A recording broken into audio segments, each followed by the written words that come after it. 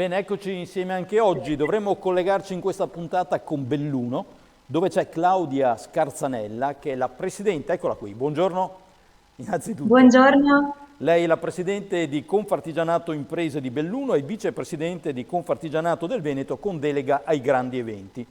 In questa puntata, se mi permette, parliamo di una lobby positiva, perché veramente onore al merito, avete saputo guardare avanti e Confartigianato Imprese del Veneto, insieme ai colleghi di Lombardia, ha sottoscritto una partnership con il comitato organizzatore delle Olimpiadi e delle Paralimpiadi Milano Cortina 2026.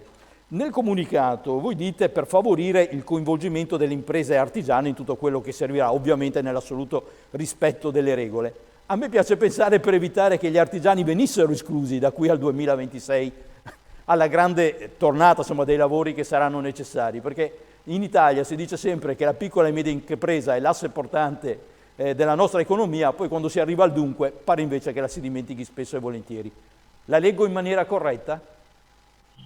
Assolutamente sì, c'è comunque un po' di diffidenza sempre di fronte a questi grandi eventi che spesso si rischia che vengano percepiti un po' come calati dall'alto e quindi noi abbiamo voluto proprio cercare innanzitutto di superare questo stereotipo e cercare di avviare una collaborazione fattiva proprio per dimostrare a noi stessi, a tutto il nostro comparto, che ci siamo e vogliamo esserci assolutamente, anche perché gli artigiani hanno molto da dire anche su questa partita.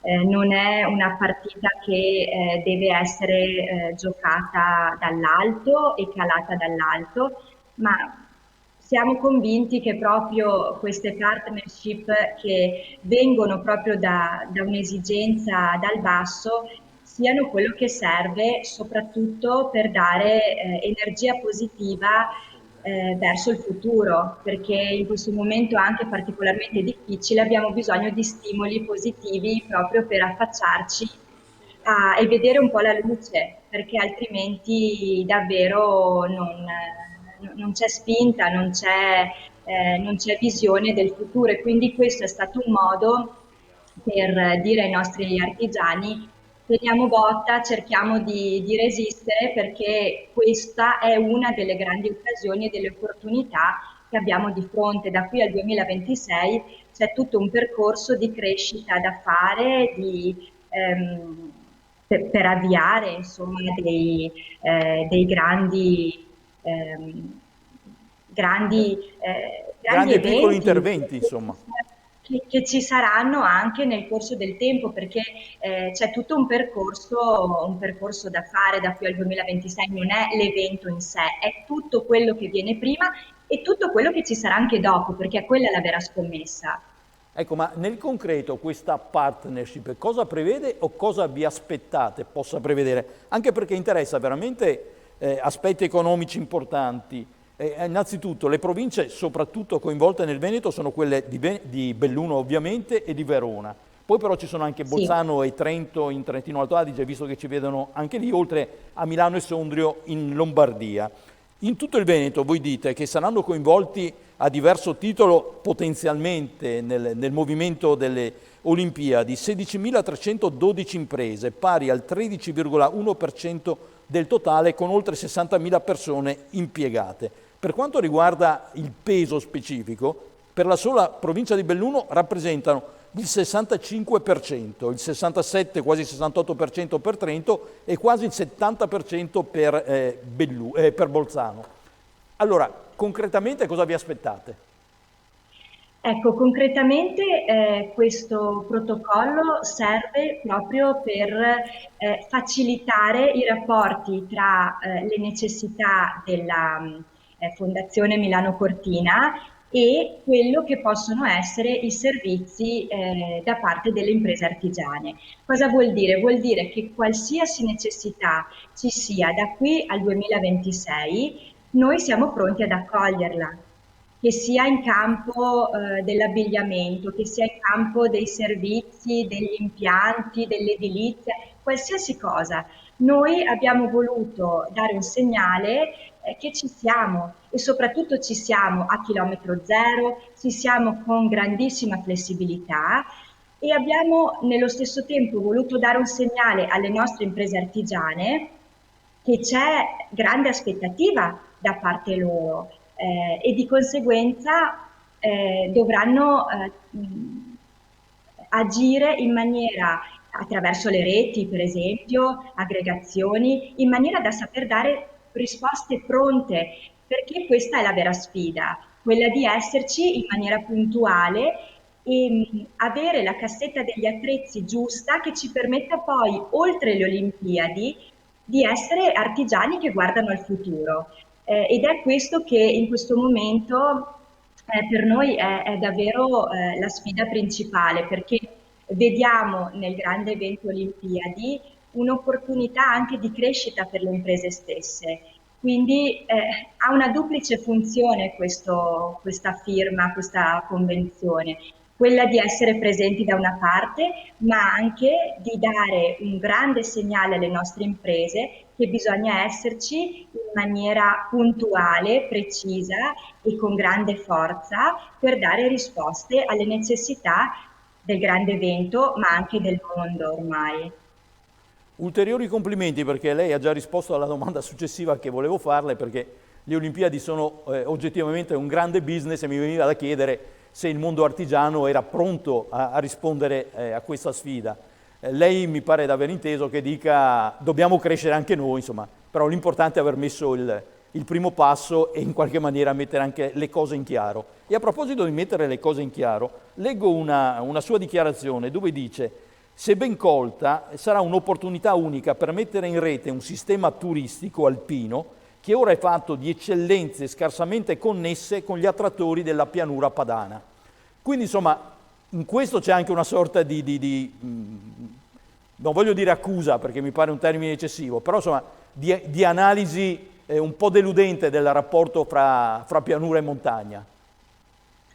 Ma sicuramente io quando dico che le Olimpiadi sono un'opportunità, le vedo proprio come un'opportunità a 360 gradi, opportunità di crescita delle imprese e opportunità di crescita anche dei territori e anche opportunità di crescita rispetto alla visione verso il futuro. E io credo che nella visione rispetto alla parte economica, per forza di cose, c'entra anche il turismo e le imprese artigiane sono sicuramente coinvolte nella risposta anche alle richieste del turismo che fa parte dell'economia in maniera secondo me sempre più importante adesso al di là insomma di questi momenti particolari di pandemia che mi auguro insomma che saranno presto superati, ce lo auguriamo tutti. Sicuramente il turismo riprenderà e riprenderà ancora in misura maggiore con numeri sempre più grandi. E sicuramente quello che noi impareremo e quello che noi costruiremo in questi anni sarà fondamentale proprio per saper dare risposte esaustive alle richieste che ci saranno. Ecco, la partnership, per esempio, che in questo momento la firma di questa convenzione ci ha permesso di fare con la Confartigianato Lombardia, è per esempio una cosa importante, è stato proprio un incentivo a capire che tra territori contigui, che hanno comunque caratteristiche molto simili, messi insieme possono avere una forza veramente che non è solo la forza di due territori messi insieme, ma è secondo me moltiplicata all'ennesima potenza e la stessa cosa vale sia a livello politico che a livello economico, quindi anche le imprese sono tenute a fare questo tipo di ragionamenti, questo tipo di sinergie tra loro, perché questo secondo me è il futuro, davvero l'unione fa la forza e dobbiamo cogliere e fare molto in questi anni proprio anche per cambiare la cultura che è fondamentale dopo per dare risposte concrete a nuove soluzioni, che siano soluzioni di impresa, che siano soluzioni politiche, ma sicuramente dobbiamo cogliere questo momento e sfruttarlo appieno, perché gli artigiani, i numeri che ha citato lei prima, insomma, sono importanti e quindi dobbiamo rafforzarci, dire la nostra, e sicuramente con la nostra poliedricità e la nostra flessibilità potremmo aprirci al futuro in maniera molto propositiva, e anche rispetto all'accoglienza turistica vedo grandi margini, grandi margini. Ma cosa vuol dire? Cosa intende quando dice eccellenze alpine scarsamente connesse con gli attrattori turistici della pianura? Ma allora c'è un grande dibattito rispetto a quelle che sono le attrazioni anche in Veneto, le connessioni tra le città d'arte, le Dolomiti. Sono secondo me cose che dovranno essere all'ordine del giorno dopo, che adesso ci sembrano cose così in embrione, ma di fatto dopo dovranno far parte del sistema, perché un turista si aspetterà di visitare tanto Venezia quanto le Dolomiti, quanto qualsiasi provincia del Veneto, ma anche della Lombardia, e quindi questi assi, ma anche il Trentino, quindi questi assi sono assolutamente importanti, ma nello stesso tempo si aspetta anche di andare in un territorio dove c'è, oltre ad un'offerta turistica classica, dove ci sono anche prodotti artigianali di eccellenza da vedere, da acquistare, servizi di eccellenza di cui fruire. Quindi davvero deve esserci tutta un'interconnessione, non si può più fare a meno di questo, e credo che le Olimpiadi potrebbero essere proprio l'occasione per imparare molto e per costruire proprio un modus operandi che ci porta poi al futuro dopo il 2026. Per concludere, ho solo un minuto, signora, ma glielo devo chiedere. Lei è un'imprenditrice, ma è anche una bellunese. Vigilerete anche sulle compatibilità ambientali affinché le Olimpiadi non stravolgano il territorio? Allora, queste Olimpiadi sono partite proprio all'insegna del green. C'è un monitoraggio costante, non possiamo più permetterci di non fare i conti con l'ambiente e con la sostenibilità, sia come territorio che come imprese.